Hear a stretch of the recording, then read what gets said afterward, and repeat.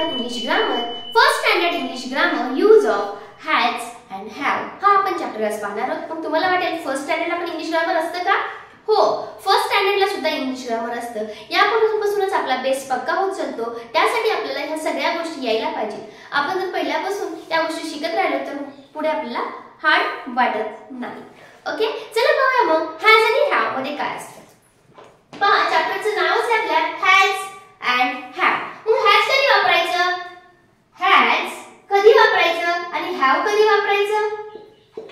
तर हॅज कधी पण सिंग्युलर असेल तर हॅज वापरायचं. आता तुम्हाला इतक्या छोट्या मुलांना सिंग्युलर कसं कळेल? त्यांना सांगायचं एकच असेल, एकच जण असेल तर आपण हॅज वापरणार, आणि अनेक जण असतील, मोर दॅन वन पीपल किंवा मेनी असतील तर हॅव वापरायचं. जसं की आय असेल तर हॅज वापरायचं, ही, शी, इट असेल तर हॅजच वापरायचं, आणि हॅवला आय हॅज होत नाही, आय सिंग्युलर आहे, पण आय आपण ह्याच्यामध्ये लिहिणार नाही, आय आणणार इथं. का? बिकॉज ऑफ आय हा एकच असा आहे ऑप्शन, आपण म्हणतात एक अपवाद आहे तो, त्याला हॅज लागत नाही, त्याला लागतं हॅव.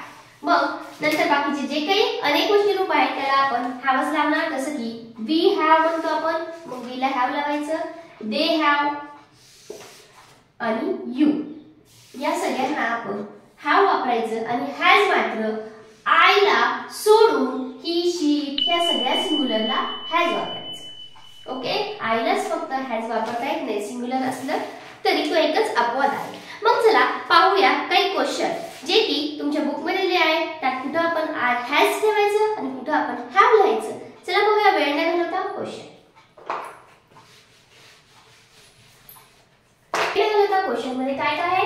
यामध्ये सेंटेन्स दिले, प्रत्येक ठिकाणी हॅज हॅव आपल्याला ब्रॅकेट मध्ये दिलेलं आहे. हे हॅज आणि हॅव आपल्याला या ठिकाणी फिल करायचं. मग चला पाहूया, सिंग्युलर असेल तर काय करायचं, प्लुरल असेल तर काय करायचं. छोट्या छोट्या गोष्टीतून इंग्लिश पक्का करून घेऊया. ओके, चला. We dash a new math teacher.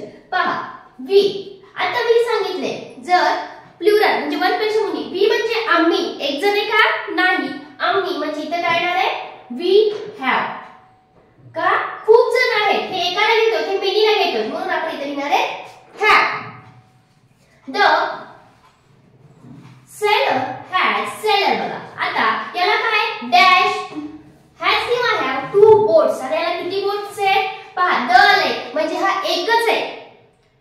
काय म्हणतात? हा एकच आहे, म्हणजे किती बोट आहेत? टू बोट आहेत. मग हा एकटा आहे, एकटा असल्यावर काय घ्यायचं आपल्याला? हॅज.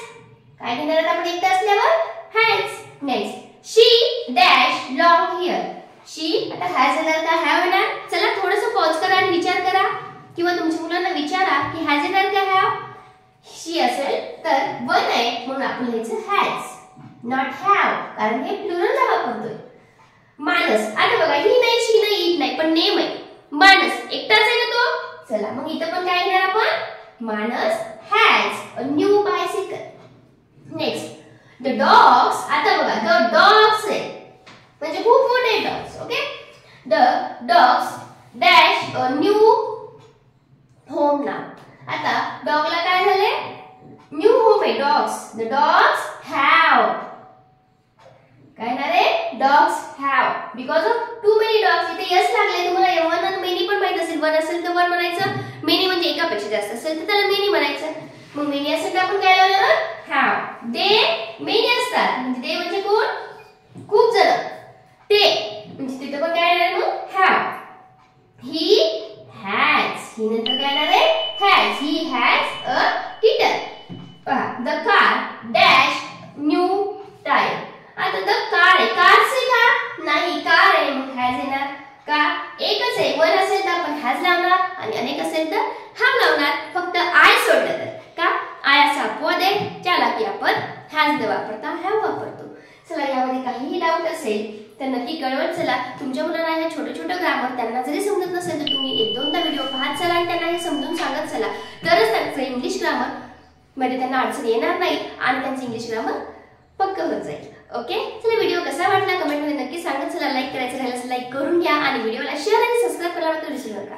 थँक्यू.